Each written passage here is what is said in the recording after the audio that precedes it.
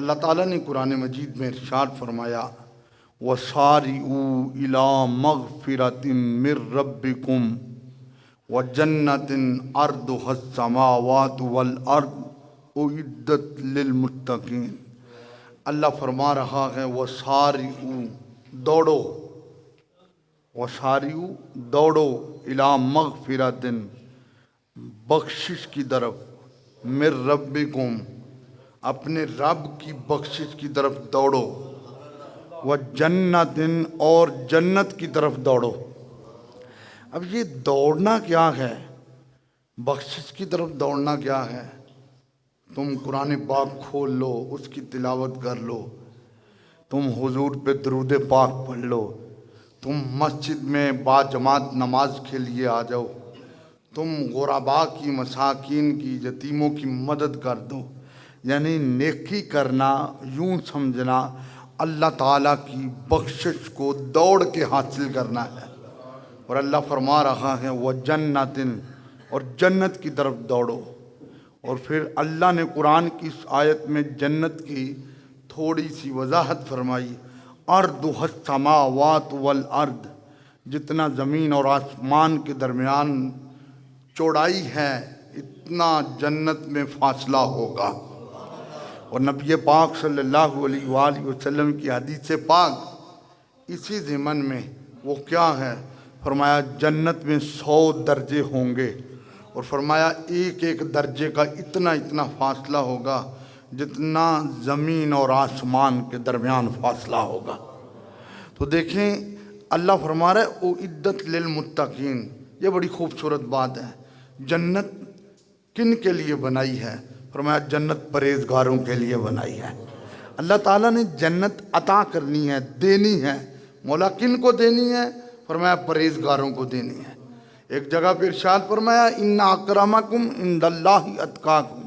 دیکھیں ہمارے نزدیک کسی کی عزت کا معیار اس کا لباس ہو، یا اس کی دولت ہو، یا اس کے مکانات ہوں، یا اس کا کاروبار ہو، لیکن اس کریم مالک کی بارگاہ میں ساری عزتوں کا معیار کیا ہے؟ فرمایا جو سب سے زیادہ اللہ سے ڈرنے والا ہوگا اس کو اللہ کی بارگاہ میں سب سے زیادہ عزت عطا کی جائے گی۔ اور دیکھیں یہاں پہ اللہ فرما رہا ہے اُعِدَّتْ لِلْمُتَّقِينَ، جنت بنائی پرہیزگاروں کے لیے گئی ہے۔ اور آپ 16واں پارہ پڑھیں تو اس میں موجود ہے تِلْكَ الْجَنَّةُ الَّتِي نُورِثُ مِنْ عِبَادِنَا مَنْ كَانَ تَقِيًّا۔ اللہ فرماتا ہے یہ جو جنت ہے اس کا ہم نے اپنے متقی بندوں کو وارث بنا دیا ہے۔ یاد رکھیں جنت کا خالق اللہ ہے۔ خالق کہتے ہیں بنانے والے کو، پیدا کرنے والے کو، اور اللہ نے جنت کا مالک اپنے محبوب کو بنایا ہے۔ یہی تو بات ہے کہ میرے نبی کبھی فرما رہے ہیں ابو بکر تم بھی جنتی ہو، عمر تم بھی جنتی ہو، عثمان تم بھی جنتی ہو، حیدر کرار تم بھی جنتی ہو۔ دریائے رحمت جوش میں آیا ان الحسن والحسین سیدا شباب اہل الجنہ، حسن و حسین جنتی جوانوں کے سردار ہیں۔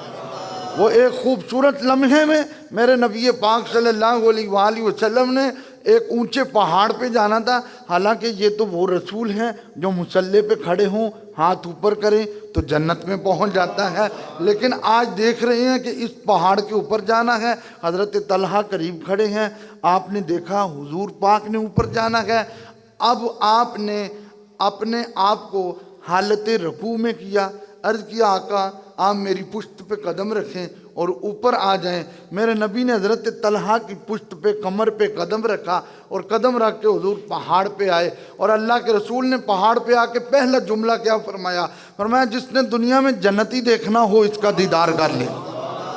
اب بڑی توجہ طلب بات ہے، جس کمر پہ، جس پشت پہ میرے نبی کا قدم آ جائے اور اٹھ جائے وہ دنیا میں جنتی ہے، اور جہاں یہ قدموں والا رسول 9 مہینے رہ کے آیا گیا اس ماں کی شان کا کیا عالم ہوگا۔ بڑی توجہ طلب بات ہے، جتنے حضرات ہیں ان کے جنتی ہونے کا اعلان مصطفیٰ نے زمین پہ کیا ہے، لیکن حضرت طلحہ کے جنتی ہونے کا اعلان پہاڑ کی چوٹی پہ کیا ہے۔ تو بتانے کا مقصد یہ ہے کہ خالق اللہ ہے اور اللہ نے مالک اپنے محبوب کو بنایا ہے۔ اور یہ احادیث میں مختلف طرح موجود ہے۔ ہاں یہ جنت بنائی گئی ہے پرہیزگاروں کے لیے، اور پھر اللہ نے جنت بنائی ہے پرہیزگاروں کے لیے تو پھر دینے بھی اللہ نے محبوب کے غلاموں کو ہے۔ یہ بڑی توجہ طلب بات ہے، صحیح حدیث پہ موجود ہے، ترمذی شریف میں ہے، جب کسی انسان کا بچہ فوت ہو جاتا ہے اور وہ انسان اپنے اس بچے کے فوت ہونے پہ صبر کرتا ہے تو اللہ تعالیٰ کی بارگاہ میں جب فرشتے اس کے بچے کی روح لے کر پہنچتے ہیں تو اللہ فرماتا ہے قبضتم والد عبدی، تم میرے بندے کے بیٹی کی روح کو قبض کر آئے ہو؟ تو وہ کہتے ہیں مولا کریم ہاں ہم نے اس کی روح نکال لیا ہے۔ اللہ فرماتا ہے قبضتم ثمرۃ فؤادہ، تمہیں پتہ ہے یہ اس کے دل کا پھول تھا، پھل تھا جو تم نے لے لیا ہے۔ ہاں مولا ماذا قال عبدی، تم نے دیکھا ہے میرا بندہ کیا کہہ رہا تھا؟ یا اللہ وہ یہی کہہ رہا تھا انا للہ و انا الیہ راجعون۔ اس کے چہرے پہ کوئی تماچے نہیں بج رہے تھے، وہ اپنے بالوں کو نوچ نہیں رہا تھا، وہ سینہ کو بھی نہیں کر رہا تھا، بس جو اس سے اظہار تعزیت کرتا تھا وہ اسے یہی کہتا تھا اللہ کی رضا ہے، انا للہ و انا الیہ راجعون۔ حدیث کے الفاظ ہے حامدہ کا، مولا وہ تو تیری تعریف کر رہا تھا۔ اللہ فرماتا ہے فرشتو ابنو لعبدی بیتن فی الجنہ، اب وہ میرا بندہ جو میری تعریف کر رہا تھا تم اس کے لیے جنت میں ایک مکان بناؤ۔ ابنو امر کا صیغہ ہے، تم میرے بندے کے لیے جنت میں ایک گھر بناؤ۔ وَسَمُّوهُ بیت الحمد، اور اس کے دروازے پہ لکھ دو یہ بیت الحمد، یہ اس بندے کا گھر ہے جس نے اپنے بیٹے کے وصال پہ صبر کیا ہے۔ میرے بھائیو جنت اللہ نے بنائی ہی پرہیزگاروں کے لیے ہے، مومنین کے لیے ہے۔ اب ایک بندہ ہے اس کے دل میں ایمان ہی نہیں ہے اور وہ کہے گا میں جنت میں جاؤں گا، تو ایسے ہی جنت میں داخلے نہیں ملیں گے۔ 24واں پارہ پڑھے، بڑا خوبصورت منظر ہے۔ اللہ فرماتا ہے وَسِیقَ الَّذِینَ اتَّقَوْا رَبَّهُمْ إِلَى الْجَنَّةِ زُمَرًا، پرہیزگاروں کی لائن لگ جائے گی۔ یہ لائن آج کدھر جا رہی ہے؟ یہ لائن جنت کی طرف جا رہی ہے۔ حَتَّى إِذَا جَاءُوهَا، یہاں تک کہ وہ چلیں گے، وَفُتِحَتْ أَبْوَابُهَا، جنت کے دروازے کھل جائیں گے، وَقَالَ لَهُمْ خَزَنَتُهَا، فرشتے کھڑے ہوں گے، سلام علیکم طبتم، سلام علیکم طبتم۔ آج یہاں پہ بندہ گھبراتا ہے، کوئی آدمی کہ اللہ کے نبی کو تم سلام بھیج رہے ہو تو اس کے چہرے کے تیور بدل جاتے ہیں، اور ادھر نبی کے غلاموں کی شان یہ ہوگی کہ جنت میں کھڑے فرشتے انہیں کہیں گے سلام علیکم، سلام علیکم، تم پر سلامتی ہو، تم پر سلامتی ہو۔ فَادْخُلُوهَا خَالِدِينَ، پھر جو جنت میں ایک بار داخل ہوگا ہمیشہ ہمیشہ جنت میں رہے گا۔ میرے نبی پاک صلی اللہ علیہ وآلہ وسلم پہ اللہ نے جو قرآن نازل فرمایا، اس قرآن میں جگہ جگہ جنت کا تذکرہ ہے، لیکن بتایا گیا ہے کسی جگہ پہ جنت مومنین کے لیے ہے، جنت متقین کے لیے ہے، جنت فائزین کے لیے ہے، جو کامیاب لوگ ہیں۔ میرے نبی سے جب پوچھا گیا جنت کیسی ہے، فرمایا فیہا ما لا عین رأت ولا اذن سمعت ولا خطر علی قلب بشر، فرمایا جنت کے بارے میں پوچھتے ہو، ایسی ایسی نعمتیں ہیں کسی آنکھ نے دیکھی نہیں ہوں گی، کسی کان نے ان کے بارے میں سنا نہیں ہوگا، کسی دل میں خیال بھی نہیں گزرا ہوئے گا۔ اینجنج دیاں بھی نعمتاں جنت موجود نے۔ ایک حدیث میں ہے جنت کے 8 دروازے ہوں گے، اور یہ حدیث بھی پڑھ دوں، بخاری شریف میں میرے نبی پاک صحابہ سے باتیں فرما رہے ہیں۔ میرے آقا نے فرمایا یہ 8 دروازے جب کھلیں گے تو ایک دروازے پہ فرشتہ کھڑا ہوگا، نمازیوں ادھر سے گزر جاؤ، دوسرے پہ کھڑا ہوگا رمضان میں روزے رکھنے والوں ادھر سے گزر جاؤ، تیسرے پہ کھڑا ہوگا صدقہ دینے والوں ادھر سے گزر جاؤ، چوتھے پہ کھڑا ہوگا جہاد کرنے والوں ادھر سے گزر جاؤ۔ 8 دروازوں پہ ایک نہ ایک فرشتہ پکار لگا رہا ہوگا۔ صدیق پاک کھڑے ہو گئے جن کا یہ عقیدہ تھا کہ مصطفیٰ کو پل پل کی خبر ہے، بخاری پڑھو لیکن ساری پڑھو، بنا عشق نبی جو پڑھتے ہیں بخاری آتا ہے انہیں بخار آتی نہیں بخاری۔ حافظ آباد کے تاجدار کا بہت خوبصورت یہ جملہ تھا، بڑی توجہ طلب بات ہے۔ صدیق پاک نے عرض کیا آقا ایک ایک دروازے پہ تو فرشتہ ہوگا، 8 दरवाज़ों पे फरिश्ते खड़े होंगे।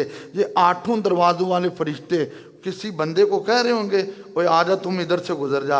एक ही बंदा होगा, आवाज़ 8 की होगी।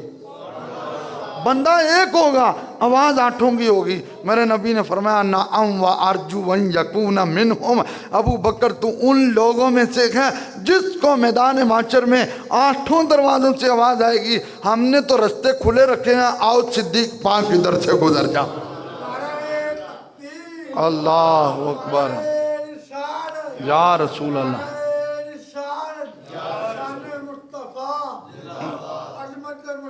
जिंदा हक जानिया या अली। और सुबह सुबह के दर्स में मुझे अल्हम्दुलिल्लाह बहुत पैदा होता है। रात में मुताला करके अपना ये सुबह का दर्स लिख के फिर सोता हूँ। रात पहली बार ये हदीस पढ़ी है, बड़ा लुत्फ़ आया है।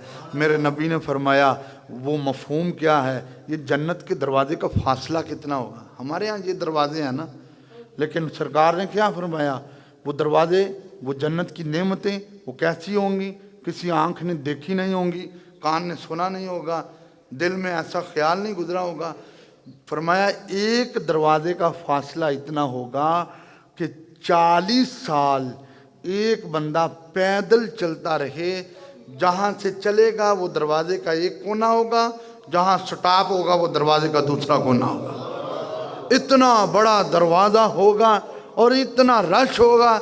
और मेरे नबी की हदीस का मफ़हूम क्या है, जो तिरमिज़ी में एक पूरा चैप्टर मौजूद है, पढ़ें तो बड़ा मज़ा आता है।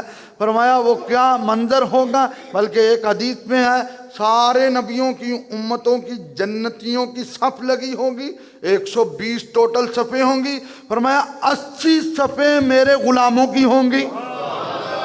लोग कहते हैं नबी को कल की खबर नहीं, मैंने कहा मेरे मुस्तफ़ा को कुल की खबरें हैं। जन्नत में दाखिल होने से पहले जन्नतियों की जो लाइनें लगी होंगी, मुस्तफ़ा तो उन लाइनों की गिनती भी जानते हैं। देखिए 80 लाइनें होंगी हुजूर के ग़ुलामों की और 40 लाइनें होंगी हज़रत आदम अलैहिस्सलाम से लेकर हज़रत ईसा अलैहिस्सलाम तक जितने नबी रसूल आए हैं उनके ग़ुलामों की। फिर आला हजरत का जुमला बोल सकते हैं ना, तुझको जन्नत से क्या मतलब नजदी दूर हो, हम रसूलुल्लाह के जन्नत रसूलुल्लाह की। बड़ी तवज्जो तलब बात है। मेरे नबी पाक सल्लल्लाहु अलैहि वसल्लम के ग़ुलामों, जन्नत में क्या क्या नहीं होगा, ये भी एक सवाल है। जन्नत में क्या क्या नहीं होगा। फरमाया ला यबूलूना, जन्नत में किसी को पेशाब नहीं आएगा। जन्नत में खाना तो होगा, हूरें मिलेंगी, जन्नत में मौजें होंगी, जो जो मांगेंगे सामने होगा। लेकिन जन्नती को सबसे पहली नेमत रब का दीदार मिलेगा। अल्लाह फरमाएगा मेरे फरिश्तों जन्नतियों से पूछो तो सही कि कौन सी नेमत में मज़ा आया है। तो फरिश्ते जब पूछेंगे तो जन्नती कहेंगे मौला तेरी सारी नेमतें बड़ी शान वाली हैं, लेकिन जो तेरे दीदार में मज़ा है वो जन्नत की किसी नहर में भी मज़ा नहीं है। बड़ी तवज्जो तलब बात है। ला यबूलूना, वहाँ पेशाब पखाना नहीं होगा। वला यतगव्वतूना, वहाँ पखाना नहीं होगा। वला यमतखितूना, ये जो नाक में कुछ मैल जम जाती है वहाँ जन्नत में मेरे नबी फरमाते हैं यमतखितूना, तुम्हारा नाक भी साफ होगा। अच्छा वो खाएंगे तो वो जाएगा किधर? मेरे नबी ने फरमाया पता उसका क्या होगा, तुम्हें पसीना आएगा और पसीना भी ऐसा होगा कि उसके अंदर से कस्तूरी की खुशबू आती होगी। पसीना भी ऐसा होगा कि कस्तूरी की खुशबू आती होगी। ये आलम होगा। अरे जो नबी का बन जाए जन्नत में, उसका ये प्रोटोकॉल होगा तो मेरे आका की अपनी शान का क्या हाल। जो हुजूर का बन जाए। और फिर ये एक बात याद रखना, एक है अमल, एक है अकीदा। मैं आपको पढ़ी लिखी बात करने लगा हूं, तवज्जो। एक है अमल, एक है अकीदा। एक बंदा नमाजें पढ़ता रहे, रोज़े रखता रहे, तिलावत कुरान करता रहे, तस्बीह पे तस्बीह फेरता रहे, लेकिन मन गंदा है, अंदर गंदा है। मैं आपको ये बात हदीस के ज़िमन में बता दूं, क़यामत वाले दिन जब एक शहीद को सबसे पहले बुलाया जाएगा, अल्लाह फरमाएगा इसको उठाओ जहन्नम में फेंको। वो शहीद कहेगा فرشتوں مجھے میرے رب سے بات تو کرنے دو۔ اللہ فرمائے گا فرشتوں اس کو لاؤ میرے سامنے۔ اللہ فرمائے گا بھئی تم شہید ہوئے ہو؟ وہ کہے گا ہاں مولا۔ اللہ فرمائے گا تیرے اندر کیا تھا؟ تیرے اندر صرف یہ تھا کہ میں لڑوں تو لوگ مجھے بہادر کہیں۔ تیرے اندر رب رسول کی رضا نہیں تھی، تیرے اندر صرف ریاکاری تھی، تیرے اندر دکھلاوا تھا۔ آج کچھ حضرات ایسے ہیں وہ حج کر کے آئے، انہیں حاجی نہ کہیں تو وہ لڑنا شروع ہو جاتے ہیں۔ یہ بڑی توجہ طلب بات ہے۔ کئی ایسے حضرات ہیں وہ اپنا حج ہی چھپاتے رہتے ہیں، اور میرے نبی پاک کی تعلیمات کا مفہوم ہے کہ جو بندہ حج کر کے آئے اور پہلے اگر نیک نہیں تھا، حج کے بعد نیک بن گیا، یعنی پانچوں وقت کا نمازی بن گیا، تو یہ اس کے پاس اس کے حج کے قبول ہونے کی سند ہوگی۔ ایک سخی ہوگا، ایک قاری قرآن ہوگا، سخی کھڑا ہوگا، قاری قرآن کھڑا ہوگا۔ اللہ فرمائے گا بتا تم نے سخاوت کی، تم نے قرآن پڑھا، کس لیے یہ کام کیے؟ مولا تیری رضا کے لیے؟ نہیں، تیرے من میں یہ تھا لوگ مجھے کہیں بڑا خوبصورت پڑھتا ہے، لوگ مجھے کہیں بہت اچھا قاری تھا، لوگ مجھے کہتے ہیں بہت اچھی تلاوت کرتا تھا۔ تیرے اندر یہ تھا لوگ تجھے کہیں بہت بڑا سخی تھا، اس نے تو پیسے لٹا دیے۔ وہ دنیا میں لوگوں نے تجھے کہا، لیکن تیرا من خراب تھا، تن تیرا ٹھیک تھا، تیرا اندر خراب تھا۔ فرشتوں اٹھاؤ، اگرچہ یہ شہید ہے، یہ قاری ہے، یہ سخی ہے، اٹھاؤ اس کو جہنم میں پھینک دو۔ پتہ کیا چلا؟ عمل بھی وہی کام آئے گا جو اندر والا سیدھا ہوگا۔ جب حضور پاک صلی اللہ علیہ وآلہ وسلم کی شان و عظمت کے بارے میں اندر بغض کے معاملات ہوں گے، جب کلمہ پڑھ کے یہ کہتے رہنا حضور تو میرے جیسے ہیں، حضور کو تو دیوار کے پیچھے کا علم نہیں، معاذ اللہ سرکار تو مر کے مٹی ہو گئی ہیں، نبی پاک صلی اللہ علیہ وآلہ وسلم کو تو معاذ اللہ اپنی خبر نہیں ہے، تو پھر وہ مجھے صاحبزادہ محمد سعید الحسن شاہ صاحب والی بات یاد آ گئی، اللہ ان کو سلامت رکھے۔ ان سے کسی نے سوال کر دیا حضرت یہ بتائیں کہ گندے عقیدے والے کے پیچھے نماز ہو جاتی ہے؟ تو انہوں نے بڑا خوبصورت جواب دیا، انہوں نے کہا جس کا لباس گندا ہو، گندے سے مراد ناپاک ہو، گندا لباس ہو، اس کے پیچھے نماز ہوگی؟ اس نے کہا جی نہیں ہوگی۔ فرمایا جواب تو تم نے خود دے دیا ہے، اگر گندے لباس والے کے پیچھے نماز نہیں ہے تو گندے عقیدے والے کے پیچھے نماز کیسے ہوتی ہے؟ تو یہ بڑی خوبصورت بات ہے۔ خوبصورت ہیں وہ دل جن دلوں میں شاخیں لگی ہیں، تو ایک شاخ محبت رسول ہے، ایک شاخ اصحاب رسول کی محبت ہے، آل رسول کی محبت ہے، بلکہ وہ یہ نعرہ لگاتے ہیں نبی کا جو غلام ہے ہمارا وہ امام ہے۔ میرے بھائیوں آج بھی جنت کے دروازے کھلے ہوئے ہیں، اور پورا رمضان بند نہیں ہوتے، پورا رمضان بند نہیں ہوتے۔ آج بھی وقت ہے، جنت میں داخلے کا وہ کیسے ہوا جائے گا؟ اپنا تن من سیدھا رکھیں گے تو انشاءاللہ فرشتوں کے پروٹوکول میں جب جائیں گے، میرے آقا فرماتے ہیں جنت کے دروازے کے آگے بیٹھی ہوگی قوم۔ میں کبھی کبھی یہ حدیث پڑھتا ہوں تو خدا کی قسم جھوم جاتا ہوں، کیا منظر ہوگا جب ساری دنیا کی نظریں سرکار کی طرف ہوں گی۔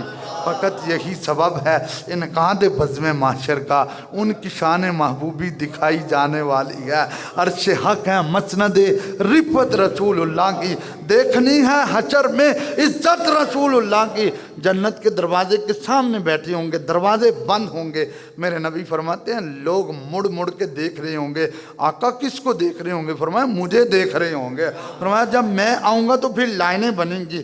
فرمایا لائنیں بنیں گی تو نبیوں کی لائن کے سب سے آگے انا قائدہم اذا وفدو، میں ان کا لیڈر رہبر رہنما ہوں گا۔ میں جنت کے دروازے پہ آؤں گا، میں دستک دوں گا، اندر سے فرشتہ دروازہ نہیں کھولے گا، پوچھے گا من انتا، آپ کون ہیں؟ میں بتاؤں گا انا محمد الرسول اللہ صلی اللہ علیہ وسلم، میں اللہ کا رسول ہوں۔ اور سرکار نے مسلم میں یہ حدیث واضح کر دی انا اول من یقرأ باب الجنہ، فرمایا سب سے پہلے جنت کا دروازہ میں کھٹکھٹواؤں گا، میرے لیے کھولا جائے گا۔ فرشتے کہیں گے آقا ہمیں حکم یہی تھا، آپ نے آنا ہے تو دروازہ کھولنا ہے۔ تو پھر دروازہ کھلے گا اور پھر مصطفیٰ کیسے جائیں گے؟ پھر وہی منظر ہوگا، باغ جنت میں محمد مسکراتے جائیں گے، پھول رحمت کے کھلیں گے، ہم اٹھاتے جائیں گے۔ اللہ پاک ہمیں قیامت والے دن سرکار کی کالی کملی والے سائے میں جنت کی عظیم نعمتیں عطا فرمائے۔ وما علینا الا البلاغ المبین۔ کل یوم ولادت ہے حضرت سیدنا امام حسن مجتبی رضی اللہ تعالیٰ عنہ کا، وہ نواسہ رسول، وہ جگر گوشہ بطول۔ سب سے پہلے امام حسن کی جب ولادت ہوئی اس وقت امام حسین پاک نہیں تھے، میرے نبی کی ساری محبتیں امام حسن پہ تھیں۔ سینے پہ انہیں لٹایا جاتا تھا، کندھوں پہ انہیں چڑھایا جاتا تھا، پشت پہ انہیں بٹھایا جاتا تھا۔ تو آپ سے یہ درخواست ہے، کیونکہ امام حسن مجتبی اپنے والد کے وصال کے بعد جب کوفر کے ممبر پہ کھڑے ہوتے تھے تو آپ خطبے میں اکثر یہ بات کہتے تھے، لوگو نماز تم پہ فرض ہے، قرآن میں حکم آیا ہے، روزہ تم پہ فرض ہے، قرآن میں حکم آیا ہے، حج تم پہ فرض ہے، قرآن میں حکم آیا ہے، زکوٰۃ تم پہ فرض ہے، قرآن میں حکم آیا ہے۔ پھر آیت پڑھتے تھے قُل لا اسألکم علیہ اجرا الا المودۃ فی القربیٰ، اور پھر کہتے تھے ہماری محبت بھی تم پہ فرض ہے، قرآن میں حکم آیا ہے۔ تو کل اس شہزادے کی بارگاہ میں ہم سلاموں کا گلدستہ پیش کریں گے، اور انشاءاللہ قبر و حشر میں ہمیں پتہ چلے گا کہ یہ چند منٹ ہم جو بیٹھتے ہیں تو اس کا مول کیا ہے۔ کل کے ہمارے مہمان خطیب ہوں گے، سمندری روڈ سے تشریف لائیں گے۔ یہ وہ نوجوان میرے بھائی ہیں کہ جو پہلے عیسائی تھے، پہلے مسیح تھے، اور اللہ نے پھر ان کو اسلام کی دولت دی، اور ایسے حضرات کہ جن کو مسلمان ہونا پڑے پھر ان کو بڑے بڑے مصائب کا سامنا ہے۔ ماں نے بھی انہیں چھوڑ دیا، باپ نے بھی چھوڑ دیا، بہن بھائیوں نے بھی چھوڑ دیا۔ جامعہ قادریہ میں آ کر انہوں نے پورے 8 سال کا درس نظامی کیا، اس کے بعد دورہ حدیث کیا، اس کے بعد سال کا تخصص فی الفقہ مفتی کا کورس کیا، اور پھر اس کے بعد اب سمندری روڈ پہ الحمدللہ ایک جامعہ مسجد میں دین اسلام کا پرچم بلند کیے ہوئے ہیں۔ تو ایسی قربانی والے بندے سے ہم انشاءاللہ امام حسن پاک کی شان سنیں گے تو اب بڑا لطف آئے گا۔ دیکھیں میری تو کوشش ہوتی ہے، آپ جتنے بیٹھتے ہیں آپ کی عظمتوں کو سلام ہے، بڑے دوست چلے بھی جاتے ہیں، لیکن آپ اگر ایک ایک دوست کو کہیں، جو خود بیٹھا ہے اور اس کا باپ نہیں بیٹھا، وہ کل اپنے ابو کو کہے گا ابا جی تسی فجر پڑھ کے جانا نہیں، امام حسن پاک دا ذکر ہے۔ لیکن جو باپ بیٹھا ہے، بیٹا نہیں بیٹھا، وہ اپنے بیٹے کو کہے گا پتر تو کل فجر پڑھ کے جانا نہیں، امام حسن پاک دا ذکر ہے۔ جو دوست بیٹھا ہے اس کا دوسرا دوست نہیں بیٹھا، وہ اپنے دوست کو دعوت دے گا۔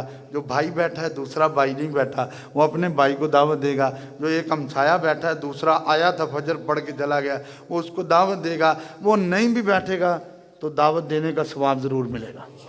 اللہ ہم سب کا حامی و ناصر ہو۔